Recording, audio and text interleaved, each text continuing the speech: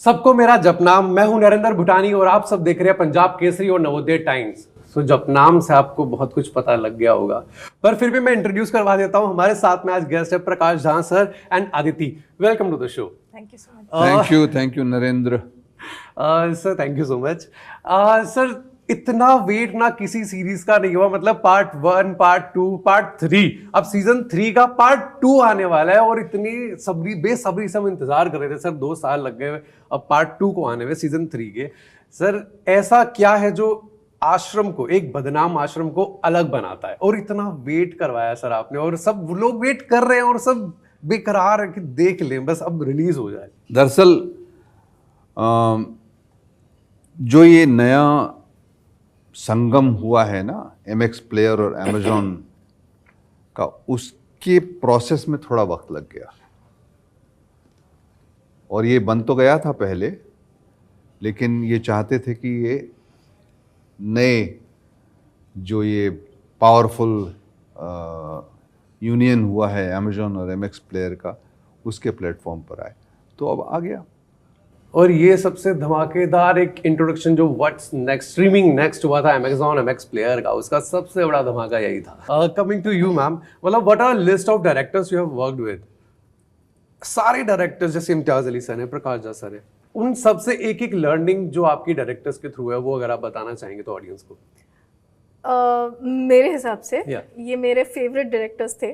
प्रकाश sir, Nishikant Kamat, इम्तियाज़ अली। इन सब में मैंने एक चीज़ देखी है, of course I am just talking from my point of view, which is discipline in action. You know what I mean? Discipline वो नहीं होता कि जस्ट दिख रहा है कि ये डिसिप्लिन है, पर इट रिफ्लेक्ट्स इन एवरीथिंग। हर चीज़ में वो नज़र आता है।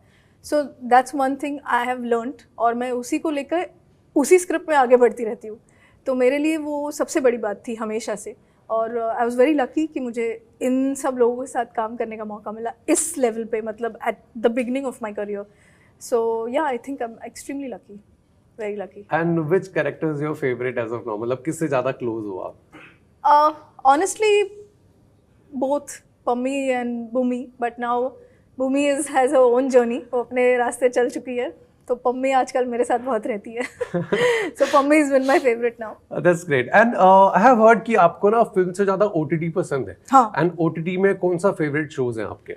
फेवरेट शोज अभी तो लेटेस्ट मैंने एक ब्लैक वॉरेंट देखा, मैंने 2-3 देखे, पर मैंने इतने देखे नहीं है लास्ट वन, बिकॉज ये 2 साल में शूटिंग कर रही थी। सो एक रेगुलर आपका शो चलता है शायद, मैंने सुना है, वो कौन सा है? Friends I think. That is a stress buster. Exactly. Friends is always literally it happens with me also. Yeah, yeah. मेरा breakfast, lunch, Yeah, dinner, yeah. every time कहीं से भी शुरुआत Yes, करो। yes, So अगर उस सीरीज में से मैं कोई कैरेक्टर बोलूँगा आपको, कोई करना को मिल जाए तो Rachel. Rachel. Yeah. Why? Because I'm a lot like her. Like मैं अपने शादी से भाग सकती हूँ। हो सकता है।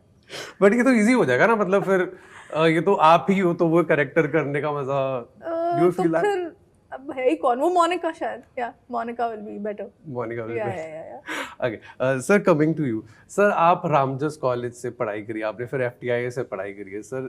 कोई भी एक मेमोरी जो उस टाइम पे आपको लगता है कि आपके अभी तक जहन में है, वो निकली नहीं, कोई भी एक इंसिडेंट या कोई मेमोरी? मेरे साथ बड़ा हुआ इधर उधर का काम भाई। मैं ना रामजस की पढ़ाई पूरी कर पाया, ना FTIA की पढ़ाई पूरी कर पाया। रामजस से तो ऐसे ही पढ़ने में मन नहीं लग रहा था, तो मैं हार्डली कुछ महीने था वहाँ, फिजिक्स ऑनर्स कर रहा था, निकल गया वहाँ से। FTIA में पैसे ही नहीं थे मेरे पास इतने कि पूरे 2 साल पढ़ूँ, तो एक ही साल की पढ़ाई, उतनी ही फीस के पैसे थे, तो वहाँ से निकल गया। लेकिन दोनों जगहों की मेमोरीज बहुत ही क्लियर, बहुत ही इम्प्रिंटेड हैं हमारे दिमाग पे, और ख़ास करके फिल्म इंस्टीट्यूट की, क्योंकि वहाँ मतलब ऐसा लगा कि एक ऐसी जगह है जहाँ सब कुछ सीख सकता है आदमी। बहुत ही खूबसूरत और बहुत ही प्रबुद्ध जगह है। Any one memory that you would like to share? I don't know, things are very personal, but like the whole life at Film and Television Institute, when I had most of these filmmakers who were my contemporaries, like David Dhawan or Vinod Chopra or Kundan Shah or Saeed Mirza,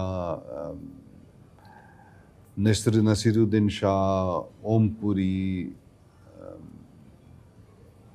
Vinod Pradhan, Rajan Kothari, we were all there together in the same batch. So it was an amazing time that we had. So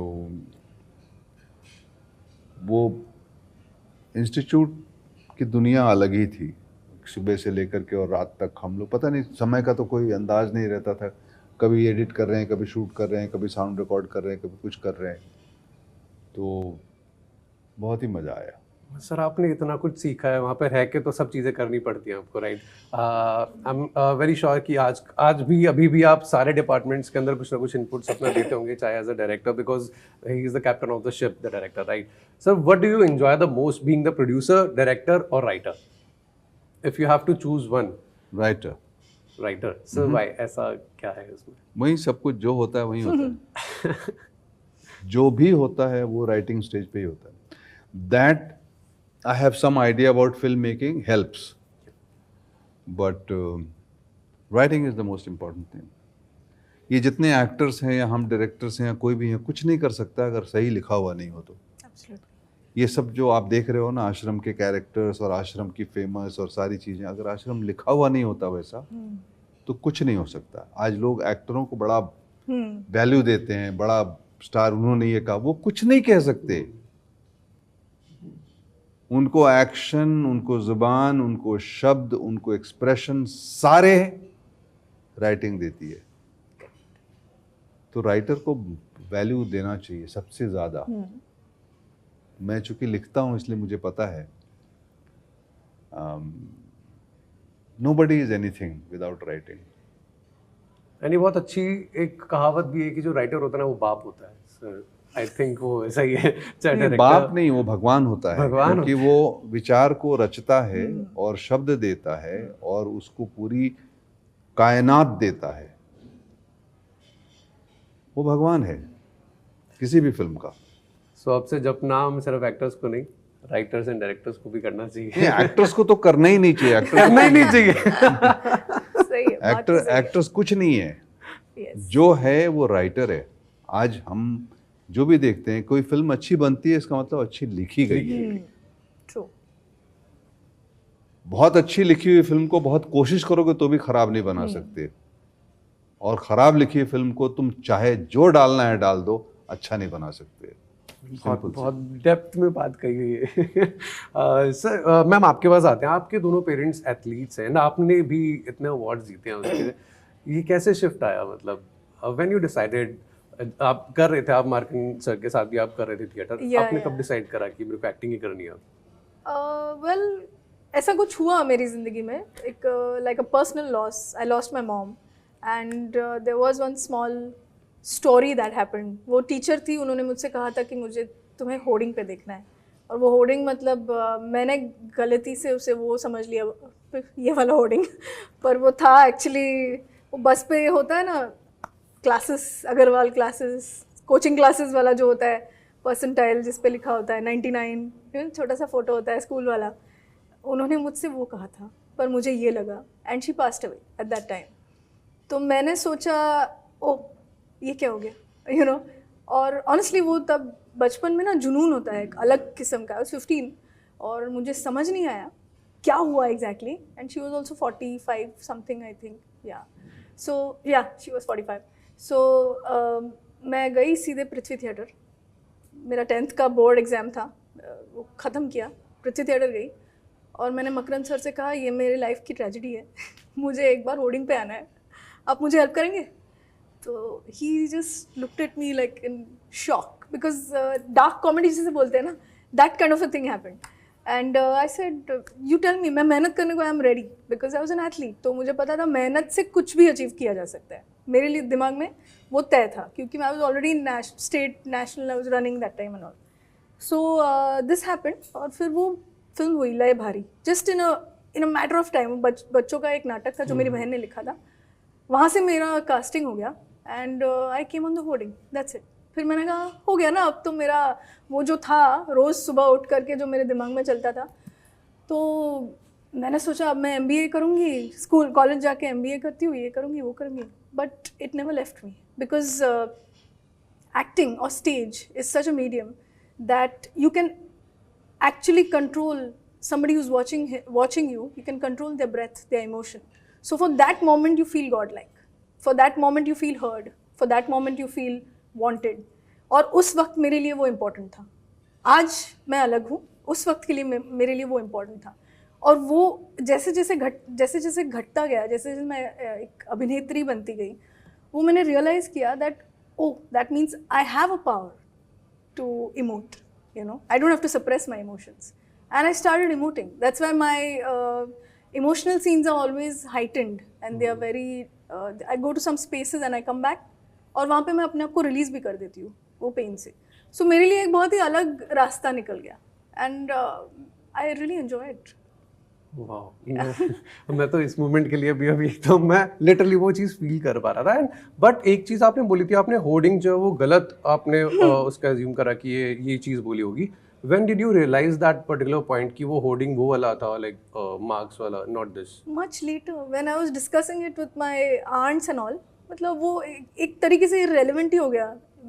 मैंने कहा कि मैंने ये and she said नहीं, Tilasa, she never felt like this, you know. That's what my aunt said. And I was like, what? So एक destiny का भी भाग होता है, तो शायद ये मेरे डेस्टिनी का भाग था. तो पर मेरे लिए अभी भी एथलेटिक्स 100-200 और एक्टिंग, इसमें कोई फ़र्क नहीं है. मेरा इंटेंसिटी उस तरीके का ही होता है. सिर्फ मुझे समझ नहीं आता, कुछ चीज़ें समझ नहीं आती, बट हाँ.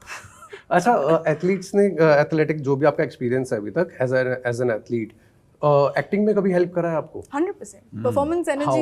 परफॉर्मेंस एनर्जी एंड मुझे रीटेक से कभी डर नहीं लगता है. एक तो मुझे कभी थकान नहीं महसूस होती. मुझे ऐसे लगता है कोई आपकी बात सुन रहा है, कोई आपको उसके लिए पैसे दे रहा है, कोई आपके लिए इतना सब कर रहा है, आपको बस अपना काम करना है, राइट? तो वो एक जो परफॉर्मेंस एनर्जी होती है ना, जिसके लिए मतलब otherwise you get tired emotionally also, आप वेयर आउट हो जाते हो. पर यहाँ पे athletics has help me in that. मुझे कभी नहीं लगता कि मैं किसी के लिए कुछ कर रही हूँ. मुझे हमेशा लगता है मैं कुछ ढूंढ रही हूँ. तो उसमें मुझे जो मज़ा आता है वो एथलेटिक्स से आया है मेरी लाइफ में. And let me remind you, आपकी जो इंस्टाग्राम की प्रोफाइल है वो शुरुआत भी आपकी मॉम के पिक्चर से होती है. हाँ, yeah that much you are close with. 100%. जरूर देखिएगा Ek Badnaam Aashram. Thank you so much. Thank you.